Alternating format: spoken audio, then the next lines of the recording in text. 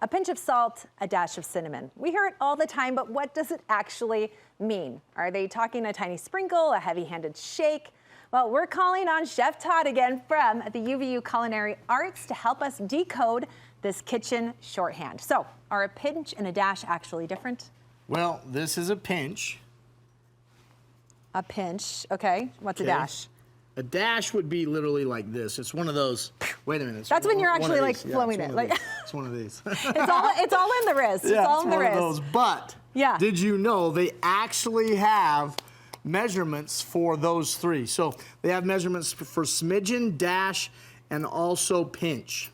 This would help a lot of us, I think. That's a pinch. Watch this. Let's see how close I was. I was actually pretty close. Yeah, pretty close. Pretty close to a pinch. So a pinch is literally just a pinch.